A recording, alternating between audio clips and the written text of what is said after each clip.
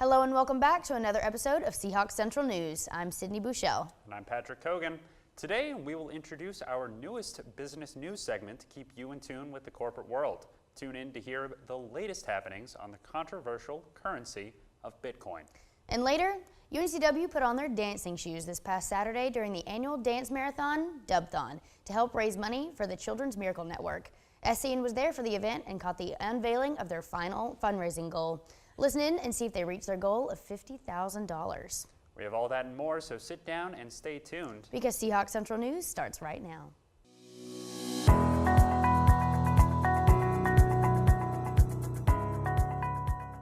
In national news, the United States federal government shut down at midnight on January 20th and started up again on the evening of January 22nd.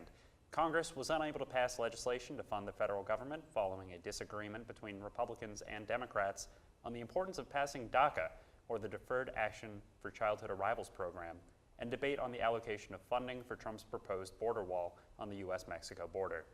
The shutdown ended when Congress passed a budget expiring on February 8th, with Democrats ending their filibuster and Republicans promising to debate the DREAM Act in the coming weeks.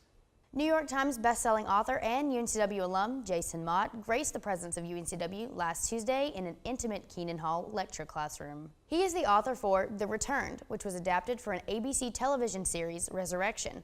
Mott, who also received an NCAACP Image Award for Outstanding Literary Work, read a few excerpts from his new book, The Crossing, and imparted a few words of writing with wisdom in the audience. Mott said, quote, "You have to slob through the bad writing to get to the good writing." He also said that he is now shifting gears from writing novels and poetry to writing screenplays. You can find all of Mott's literary works on Amazon.com. Our new SCN reporter, Aria Janelle, is in the Edward Jones Financial Lab to bring us the latest business news in this week's episode of Teal Talks Money.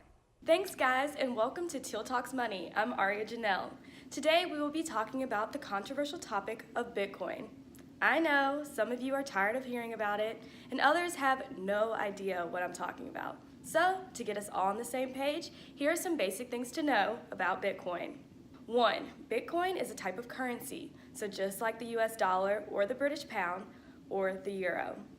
2. When trading funds, the money doesn't go through a central system. It automatically goes to the person or place you want to give currency to. So, no one group or person controls Bitcoin. 3. You can use this currency anywhere in the world. It's great for traveling or online shopping.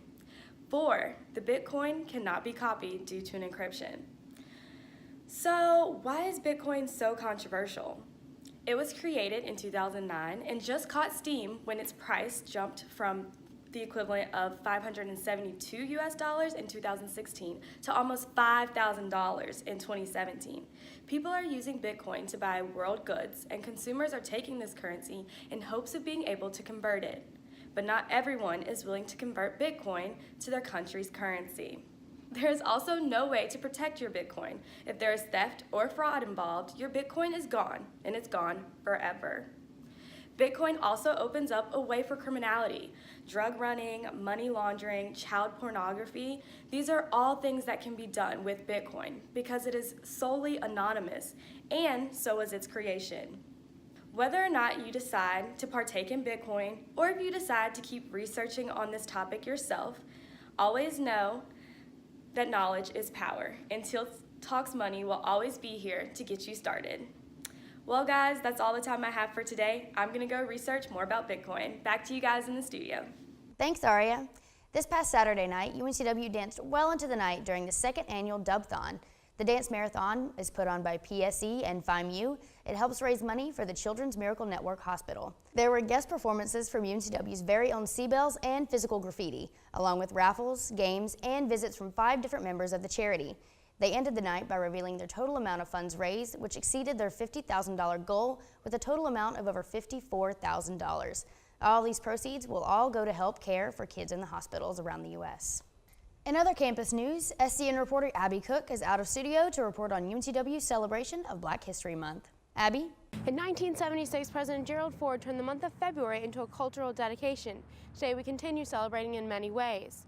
UNCW kicked off the month by hosting a performance to remember. LA Theater Works tells the tale of a man with a dream. The Mountaintop is a production that imagines what may have happened the night before Martin Luther King Jr.'s death.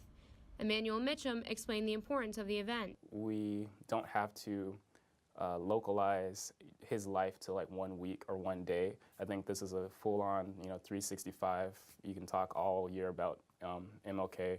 Like MLK, the Office of the Arts hoped the audience would put adversity aside and come together as one. I think that this program in particular, as many of the programs that the Office of Diversity and Inclusion do, are going to always seeking to bring people together and open up that conversation. Mitchum expressed high hopes for this event to keep King's influential legacy alive and conversations going for years to come. It's specifically in like a time as uniquely politically polarizing as everything is, and it's just something really nice about having an event where we can just be unified and talk. Yeah. This is just the beginning of UNCW's spring arts season. Mitchum stated that more is in store in the upcoming months. Himself and the arts department look forward to continue to use the performances to inspire both students and locals.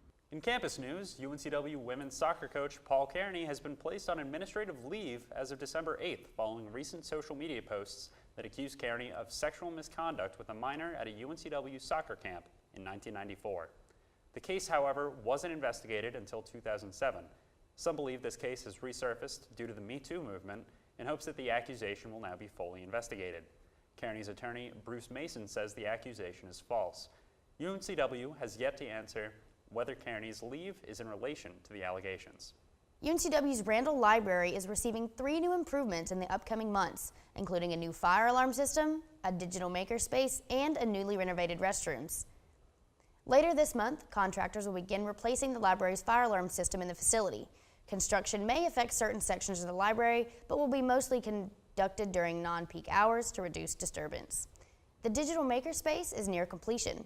With equipment and furniture being installed in the upcoming weeks, the grand opening is set for late spring and will include new technologies like 3D printing and virtual reality. Lastly, ADA restroom improvements will begin in the summer of 2018. Renovations will take place on both floors with a completion set for the fall of 2018.